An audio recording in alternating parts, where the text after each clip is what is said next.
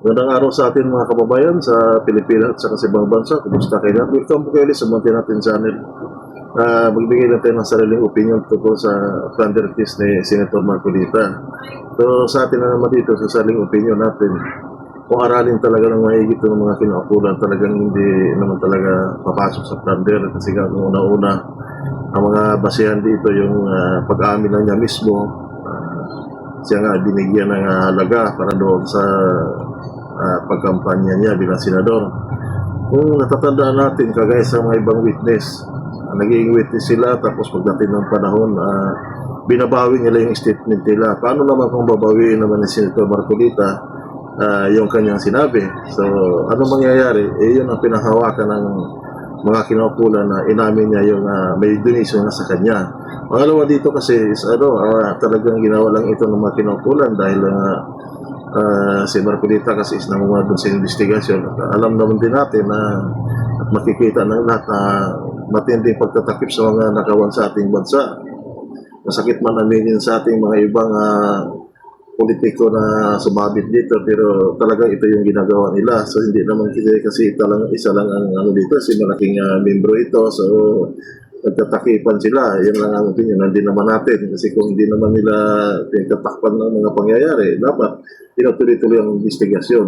So dito kasi, alam na kinaukulan dito na talagang mapangalang sala sa banang hindi si Senator Marcolita. Yung nga lang, nakakalungkot dito, hindi na matuloy yung investigasyon niya. Tapos yung nalapit sa paglilitis kay BP Sara, hindi siya maka-attend. So, ginawa lang talaga para sa mga okasyon na to hindi siya makasama. So, alam din ng lahat na makakalabas ito ba ng huli. So, pinakamaganda siguro ito sa aralin ng maigi. Pangalawang opinion na ba natin dito is tungkol sa ombudsman naman.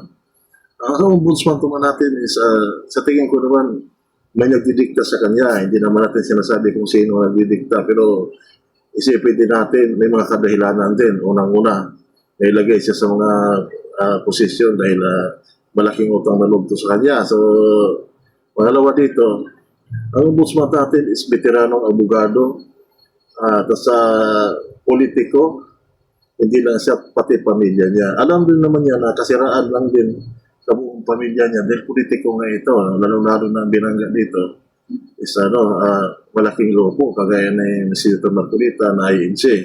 Pero ano ba magagawa naman ang ombudsman kung may nagdidikta sa'yo na itong gagawin mo? So, siyempre, sasabihin mo dito, sumunod ka.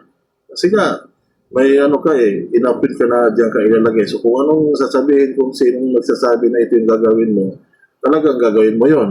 Tanging magagawa mo lang dito, kasi nga dahil wala kang magawa, dahil inapit ka na diyan. So, dahil na hindi naman talaga niya kagustuhan na sasampahan ng reklamo, ang tanging gagawin lang niya, ipaalam sa lahat, ito, may kaso ka na isasampa dito. So, bahala ka na maghahanda kung anong dapat gawin mo. So, ito na nangyayari ngayon. Kasi kung siya mismo yung nagdidesisyon dito, hindi niya dapat sasabihin, makapaghanda yung tao eh. So, yung kay Senator Bato rin, sinasabi na, ito, kailangan si Senator Bato kasi may warrant na sa ACC.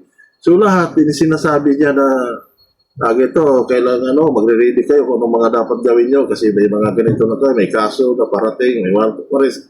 Kumbaga tapos na yung mission niya. Mabadang huli, gaya nito, sinasabi naman niya na may kaso ang isasampa kay Senator Marcolita. So dahil nga dinidiktahan siya, ang tanging magawa na ipaalam niya. O gumawa na, ibig sabihin dito, gumawa na kayo ng paraan kasi may isasampang kaso sa inyo.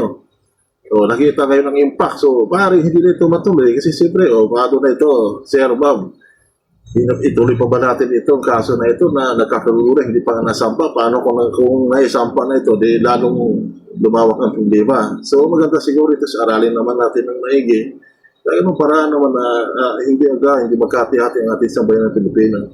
Sa atin naman is opinion at reaction ng binasimpleng mga men. Maraming sarap, mabuhay po tayong lahat. God bless.